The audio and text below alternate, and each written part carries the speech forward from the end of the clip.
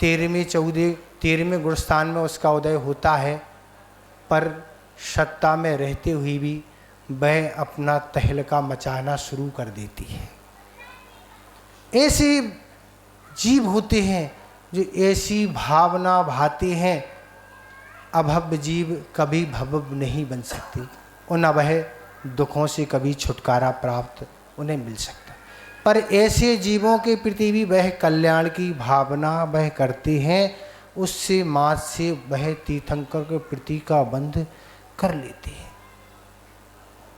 ऐसे तीर्थंकर प्रकृति का जब वह बंध कर लेते हैं और वह जब उदय में आएगी तब तो ठीक है, पर उदय से आने से पूर्व ही दुनिया उनको लालयित है देखने के लिए कि वह जीव कब गर्भ से निकल के उस जीव का जन्म हो और हमें उसका दर्शन का लाभ हो। ऐसी वह निकाचित प्रकृति है। निकाचित प्रकृति ऐसी है कि वह तीर्थंकर होने वाले जो जीव हैं वह अगर सोचें कि हमारा समोषण नहीं लगे तो असंभव है, लगेगा ही। ये प्रकृति लैप्स होने वाली नहीं है। तो ऐसा सोचें कि समोषण नहीं लगे, समोषण में 12 सभाएं नहीं लगें, 12 सभा में देव देवियाँ मनुष्य त्रियंच ना बैठें और देवगण चमर ना ढुलाएं, छत्र भी नहीं लगे, सोने के सिंहासन पर उनको विराजमान ना किया जाए और भी तरह तरह के रत्नों की वृष्टि ना हो। ये सारे के सारे काम होते हैं। क्यों? उनका पुण्य का उदय है। अभी वह विकृति उदय में नहीं आई। अबे वह बालक कहाँ है? अभी आज कौन सा दिन है? गर्भ कल्याणक है। आज कौन सा दिन है? गर्भ कल्याणक है। अभी जीव कहाँ है? गर्भ में आ गया। संसार में सबसे अधिक सुख कहाँ है? तो संसार में सबसे अधिक सुख कहाँ है? तो सर्वार सिद्धि में सबसे अधिक सुख है। देवों में सुख है, पर देवों में भी तारतम्यता से अपन विचार करें तो सर्वार सिद्धि में रहने वाले जो देव होते हैं उन्हें सबसे अधिक सुख होता है।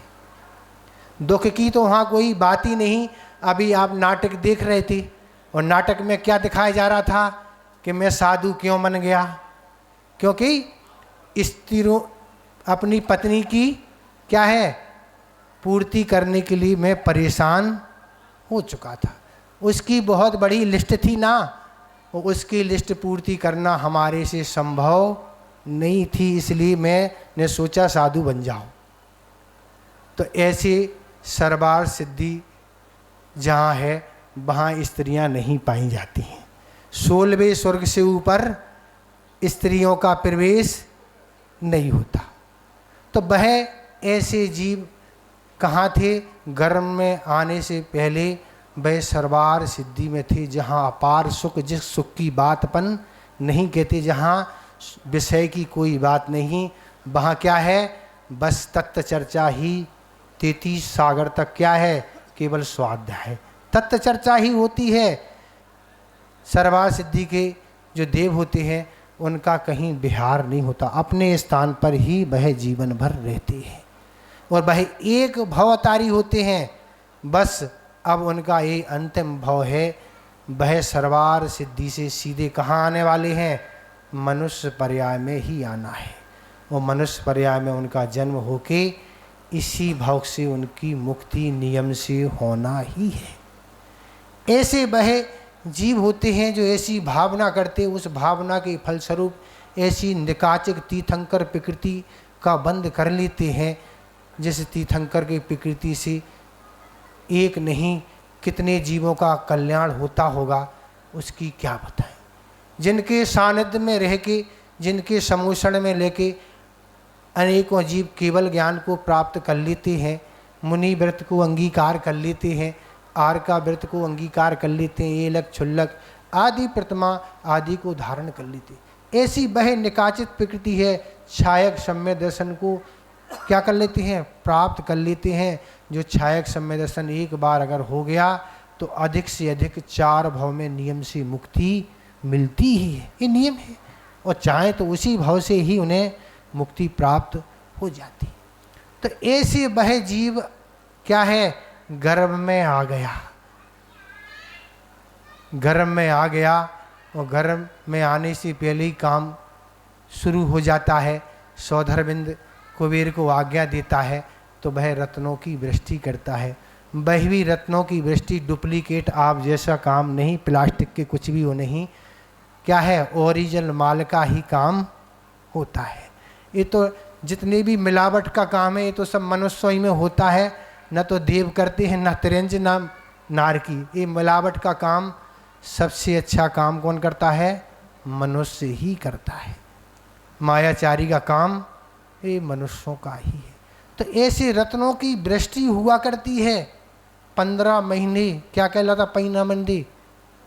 आचार्य वादी राज महाराज ने एक ही भाव में लिखा कि हे भगवान, क्या कहें, आपके आने के पूर्व ही पृथ्वी मंडल क्या हो गया था, स्वर्णमयी हो गया था। आप अभी आए नहीं, आप आने वाले थे, उसके पहले ही पृथ्वी रत्नमयी हो चुकी थी। जहाँ लगातार रत्नों की वर्षा हो वहाँ की स्थिति क्या होगी। अयोध्या में जन्म लेने वाले थे। तो इस तरह की स्थिति को लेकर वह पुण्य युग से ऐसी स्थितियाँ बनती हैं कि ऐसे तीर्थंकर बन जाते हैं। आचार्य महाराज ने गर्भ कल्याण के दिन कहा था कि लोग आज क्या भावना बातें हैं। आज लोग तो यही भावना बातें हैं कि हमारा लड़का कलेक्टर बन जाए, हमारा लड़का सीए बन जाए, हमारा लड़का जज बन जाए, वकील बन जाए, इंजीनियर बन जाए, डॉक्टर बन जाए। आज तरह तरह की इस तरह की भावना बातें हैं, कमाऊ बन जाए। पर भूल से हमारा जीव क्या है, गर्भ में आने वाला जीव संयमी नहीं बन जाए। ऐसी भावना वाले आज इस दुनिया में नहीं है। ऐसी भावना माने तो हैं महाराज जिससे डॉक्टर आदि बड़े बड़े पदों में जाएंगे, जिससे हमारी नाम ख्याति प्रसिद्धि होगी, उनका लड़का डॉक्टर है। अरे तो जिनका लड़का तीर्थंकर बन गया उनकी प्रसिद्धि नहीं हो गया।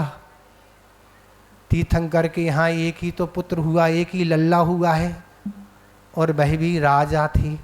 एक ही तो लल्ला हुआ है, तरह तरह का राजपाट सब कुछ है। पर तीर्थंकर जिस घर में जन्म लेते हैं तो तीर्थंकर के नाम से 1 रुपया भी खर्च होता नहीं। सोचो आप, इतने पुण्य का अभाव है।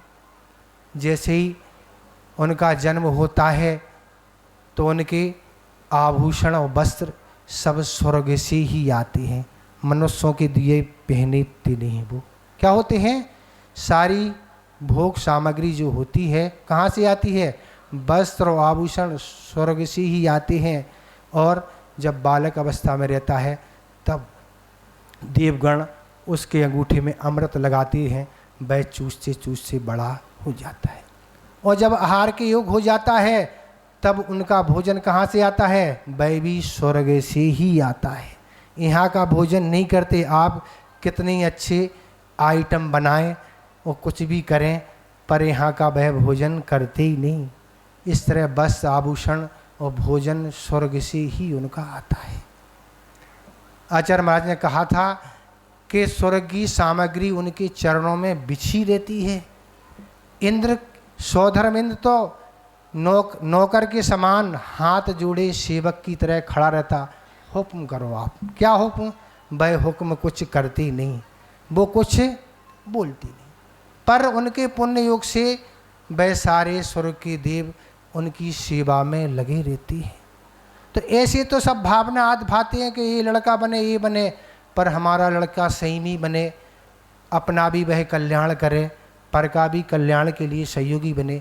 ऐसी भावना करने वाले आज दुनिया में कितने लोग होंगे, वह तो स्वयं समझती है। ऐसी भावना भाएं कि जैसी नाभि राय और मरु देवी ने जैसी भावना भाई होगी, ऐसा उनने पुण्य किया होगा कि जिससे पुण्य फल स्वरूप ऐसे बालक उनके गर्भ में आ गया, जो 3 लोग के कल्याण के लिए कारण बनेगा, निमित्त बनेगा। ऐसा वह जीव है। आज तो वह संस्कार का दिन है, कल का भी दिन और आज का दिन, ये दोनों संस्कार के दिन हैं। हमें कैसे अपने जीवन में संस्कार आना चाहिए, ये हमें स्वयं विचार करने के दिन हैं। ये कोई नाटक देखने के दिन नहीं है कि नाटक में ही अपना समय निकालें। हम इस नाटक की बात नहीं करें, ये तो नाटक वास्तव में साक्षात था। आचार्य शुभचंद महाराज हुए हैं जिन्होंने ज्ञानों की रचना की, वह उन्हीं के द्वारा यह वैराग उन्हें इस तरह ही उत्पन्न हुआ था जो आचार्य शुभचंद्र बने। यही नाटक था, इस कारण से उन्हें वैराग हुआ था। ऐसे वैराग को धारण करने वाले आज कितने लोग हैं। पहले तो कभी कभी नाटक दिखाए जाते थे, पर आप तो आज के लिए नाटक देखने के लिए आपके पास इतने साधन हैं। जब आपको नाटक जो कुछ देखना सो हमेशा आपके पास साधन उपलब्ध है। नाटक देखो और जो कुछ देखना देखते चले जाओ, पर वैराग उत्पन्न अभी भी होता नहीं। पर उनको वास्तविक संसार की हकीकत को देख के उनको तो वैराग हो गया और उन्होंने उस महाव्रत को अंगीकार कर लिया। तो ऐसे साधनों से जुड़ने का प्रभाव आज क्या आ रहा है। ऐसे साधनों से आज संस्कार आना तो दूर रहे, पर जो संस्कार हैं वह भी समाप्त होते चले जा रहे हैं। ऐसे जैसे जैसे साधन आ रहे हैं और आप उन साधनों की संगति में पड़ रहे हैं, उससे आपके जो परिणाम होने चाहिए, आपके जो विचार होने चाहिए, वह आपके विचार दिन प्रतिदिन नीचे की ओर ढलते चले जा रहे हैं। उन ढल जाने से नियम से दुर्गति के पात्र ही लोग बनते चले जा रहे हैं। क्योंकि जैसे साधनों की संगति में आप बैठेंगे, जैसे आप फिल्म देखेंगे, जैसे आप सीरियल देखेंगे, जैसे कुछ आप देखेंगे, उसी तरह का आपके अंदर विचार आएगा। और उस तरह का विचार आएगा तो ऐसे खोटे परिणामों का बंद होने से आपको वह दुर्गति में ले जाएंगे। यही सारा परिणाम है कि व्यक्ति इस तरह से कोई भी इन साधनों से बचना आज नहीं चाह रहा है। 24 घंटे इन्हीं की साधनों में लगा हुआ है।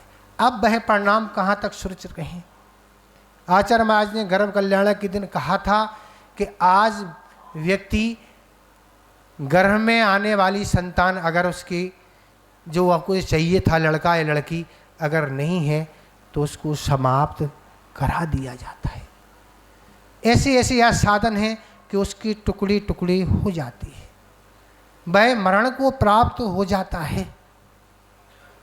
क्या क्या होता है मैं तो आप समझें, हमें इस बारे में ज़्यादा जानकारी नहीं है, पर उस पंचेंद्रिय जीव की हत्या करने का क्या प्रायश्चित होता है, क्या फल होता है, आप सुनेंगे तो देखते रह जाएंगे। आगम में आप देखें जो ऐसे कृत्य कराते हैं वो आगामी जीवन में संतान से रहित हो जाते हैं। वह उनके यहाँ कभी संतान होने वाली नहीं है।